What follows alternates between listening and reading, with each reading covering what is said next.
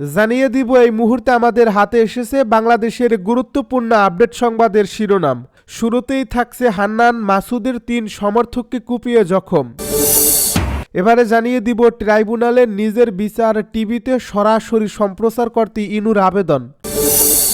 এদিকে সংসদ নির্বাচন ও গণভোটে আলাদা ব্যালট, তবে বক্স একটিই।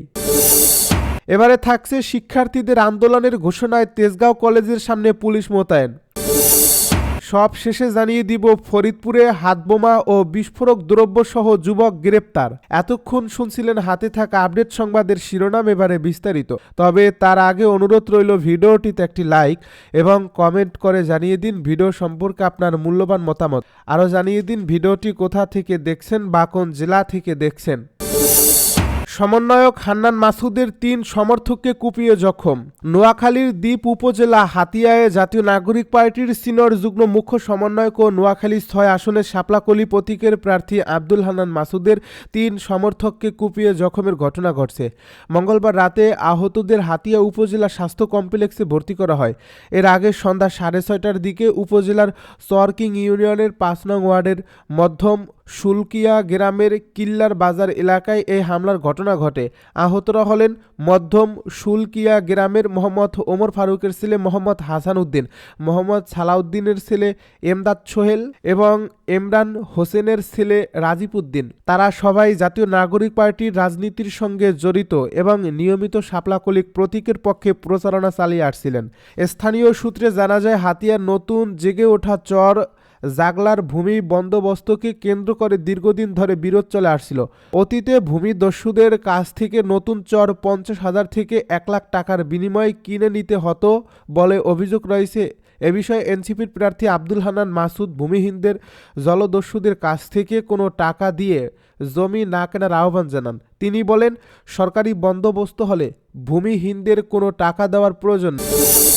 ট্রাইব্যুনালে নিজের টিভিতে সরাসরি সম্প্রচার করতে ইনুর আবেদন। ২৪ জুলাই আগস্ট আন্দোলন ঘিরে কুষ্টিয়ায় ৬ হত্যা, উস্কানি, ষড়যন্ত্র সহ ৮টি অভিযোগের দায়ে মানবতা বিরোধী অপরাধের মামলায় জাসদের সভাপতি হাসানুল হক ইনুর বিরুদ্ধে চলছে ৬ষ্ঠ দিনের সাক্ষ্য গ্রহণ। তবে এই বিচার কার্য টেলিভিশনে সরাসরি সম্প্রচারের জন্য নিজের আইনজীবীর মাধ্যমে আর্জি জানিয়েছেন তিনি। বুধবার বেলা ১১টার পর আন্তর্জাতিক অপরাধ ট্রাইব্যুনাল ২ এর চেয়ারম্যান বিচারপতি নজরুল ইসলাম চৌধুরীর নেতৃত্বাধীন বিচারিক প্যানেলে এ আবেদন করেন ইনুর আইনজীবী মনসুরুল হক চৌধুরী। এ বিষয়ে শুনানির পর পরবর্তী নির্দেশনা পাওয়া যাবে। ট্রাইব্যুনালে প্রসিকিউশনের পক্ষে শুনানি করছেন প্রসিকিউটর মিজানুল ইসলাম, সঙ্গে রয়েছেন প্রসিকিউটর ফারুক আহমেদ সহ অন্যরা। পঞ্চম দিনের মতো ইনুর বিরুদ্ধে জবানবন্দি দেন কাশিমপুর কারাগার ২ এর সাবেক ডেপুটি জেলার সাখাওয়াত হোসেন। তিনি ৫ম নম্বর ও জব্দ তালিকার সাক্ষী। গত ১৫ নভেম্বর ট্রাইব্যুনালে নিজের সাক্ষ্য পেশ করেন তিনি।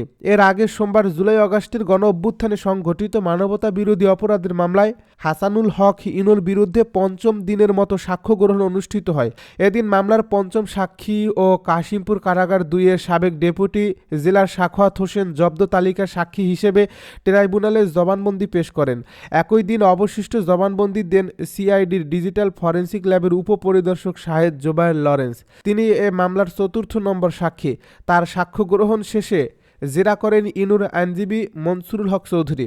গত ৮ ডিসেম্বর জবানবন্দি দেন এই উপপরিদর্শক। সংসদ নির্বাচন ও গণভোটে আলাদা ব্যালট, তবে বাক্স একটাই। নির্বাচন কমিশনের সিদ্ধান্ত অনুযায়ী গণভোটের ব্যালট পেপার হবে গোলাপি রঙের এবং জাতীয় সংসদ নির্বাচনের ব্যালট পেপার থাকবে সাদা রঙের। উভয় ব্যালটে সিল ব্যবহার করে ভোট দিতে হবে, তারপর সেগুলো ফেলতে হবে একই বক্সে। আসন্ন ত্রয়োদশ জাতীয় সংসদ নির্বাচনের ব্যালট পেপারের সঙ্গে গণভোটের জন্য দেওয়া আলাদা ব্যালট পেপারে ভোট প্রদান শেষে সেগুলো একই বক্সে ফেলতে হবে বলে জানিয়েছে নির্বাচন কমিশন। ইসির সিদ্ধান্ত অনুযায়ী গণভোটের ব্যালট পেপার হবে গোলাপি রঙের এবং জাতীয় সংসদ নির্বাচনের ব্যালট পেপার থাকবে সাদা রঙের। উভয় ব্যালটে সিল ব্যবহার করে ভোট দিতে হবে, তারপর সেগুলো ফেলতে হবে একই বক্সে। তবে পোস্টাল ব্যালটের ক্ষেত্রে ভোটাররা গণভোটের ব্যালট পেপারে হ্যাঁ বা না এর পাশে নির্ধারিত ঘরে টিক বা ক্রস চিহ্ন দিয়ে ভোট দেবেন।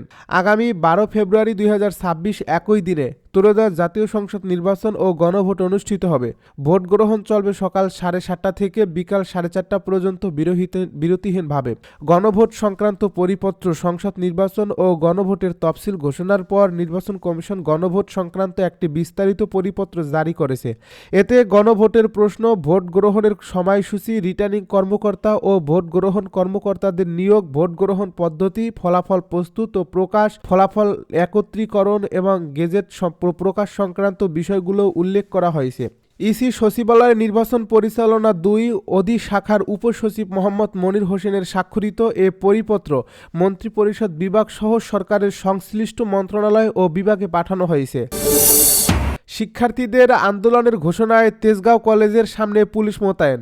রাজধানীর তেজগাঁও কলেজের ছাত্রাবাসের সংঘর্ষে আহত হয়ে শিক্ষার্থী সাকিবুল হাসান রানার মৃত্যুর ঘটনায় দ্রুত আসামি গ্রেপ্তারের দাবিতে শিক্ষার্থীরা আন্দোলনের ঘোষণা দিয়েছেন। এতে করে সম্ভাব্য বিক্ষোভ ও ফার্মগেট এলাকায় যান চলাচলে বিঘ্নের আশঙ্কায় কলেজের সামনে অতিরিক্ত পুলিশ মোতায়েন করা হয়েছে। বুধবার সকাল 10:30টায় সরেজমিনে দেখা যায় তেজগাঁও কলেজের প্রধান ফটক ও আশপাশের এলাকায় অতিরিক্ত পুলিশ মোতায়েন রয়েছে। কলেজের সামনে ফার্মগেটমুখী সড়ক এবং আশপাশের গলিতে আইনশৃঙ্খলা রক্ষাকারী বাহিনীর সদস্যদের উপস্থিতি দেখা গেছে। শিক্ষার্থীদের অভিযোগ, এই ঘটনার পর চিহ্নিত আসামি থাকা সত্ত্বেও পুলিশ 48 ঘন্টা সময় চেয়েছিল। এরপর আরও 48 ঘন্টা পার হলেও মূল অভিযুক্তরা এখনও গ্রেপ্তার হয়নি। রাজনৈতিক চাপের কারণে প্রশাসন আসামিদের ধরছে না। ফারহান আহমেদ নামের এক শিক্ষার্থী বলেন, এটি একটি সুস্পষ্ট হত্যাকাণ্ড বলেও সেটি ধামাচাপা দেওয়ার চেষ্টা চলছে। আসামিদের গ্রেপ্তার না করায় আমরা উদ্বেগের মধ্যে রয়েছি। সেজন্য আমরা হত্যাকারীদের দ্রুত গ্রেপ্তারের দাবিতে ফার্মগেট ব্লকেট, বিক্ষোভ মিছিল ও প্রতিবাদ সমাবেশের কর্মসূচি ঘোষণা দিয়েছি। এই শিক্ষার্থী আরও বলেন, ঘটনার এতদিন পরও একজনকে গ্রেপ্তার করা হয়নি, অথচ সিসিটিভি ভিডিও ফুটেজে স্পষ্টভাবে আসামিদের দেখা যাচ্ছে। আমরা অধ্যক্ষ ম্যামের জন্য অপেক্ষা করছি, তার কাছে আমাদের দাবি থাকবে তিনি যেন নাম প্রকাশ করে মামলা করেন। এই দাবি মানা না হলে আমরা শিক্ষার্থীরা ব্লকেট কর্মসূচি পালন করব। এর আগে গত 6 ডিসেম্বর রাতে তেজগাঁও কলেজের ছাত্রাবাসে মাদক সেবনকে কেন্দ্র করে ছাত্রদলের 2 গ্রুপের মধ্যে সংঘর্ষের ঘটনা ঘটে।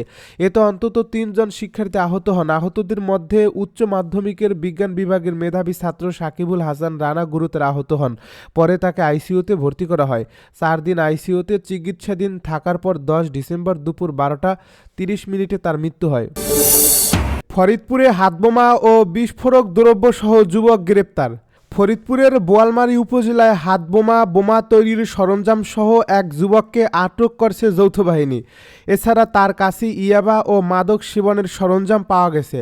মঙ্গলবার ভোর রাতে পৌর সদরের 4 নম্বর ওয়ার্ডের 87 মমিন মার্কেট এলাকায় নিজ বাড়ি থেকে তাকে আটক করা হয় বলে জানান বোয়ালমারী থানার ওসি মোহাম্মদ আনোয়ার হোসেন। পরে আটকের বিরুদ্ধে বিস্ফোরক দ্রব্য ও মাদক আইনে আলাদা 2টি মামলা হয় আদালতে পাঠানো হয় বলে জানান তিনি। গ্রেপ্তার শামীম বিন ইসলাম ওই এলাকার বাসিন্দা। পুলিশ জানায়, শামীম হাতবোমা তৈরি করে নিজ ঘরে মজুত রেখেছিলেন বলে গোপন খবর পায় আইনশৃঙ্খলা বাহিনী। পরে বোয়ালমারী সেনা ক্যাম্পের সদস্য ও পুলিশের সমন্বয়ে যৌথ অভিযান চালিয়ে শামীমকে তার বাড়ি থেকে আটক করা হয়। এ সময় তার বসতঘর থেকে 3টি হাতবোমা, 2 প্যাকেট বিস্ফোরক, 49টি ইয়াবা সেবনের সরঞ্জাম এবং বোমা প্রস্তুতির বিভিন্ন উপকরণ পাওয়া যায়। এছাড়া শামীম স্থানীয়ভাবে ইয়াবা ব্যবসা ও মোটরসাইকেল ছিনতাইয়ের সঙ্গে জড়িত বলে অভিযান রয়েছে। এছাড়া শামীম স্থানীয়ভাবে ইয়াবা ব্যবসা ও মোটরসাইকেল ছিনতাইয়ের সঙ্গে জড়িত বলে অভিযোগ রয়েছে। ওসি আনোয়ার হোসেন বলেন, শামীমের বিরুদ্ধে মাদকদ্রব্য নিয়ন্ত্রণ আইন ও বিস্ফোরক প্রস্তুত আইনে আলাদা মামলা রয়েছে। পরে তাকে গ্রেপ্তার দেখিয়ে আদালতে পাঠানো হয়।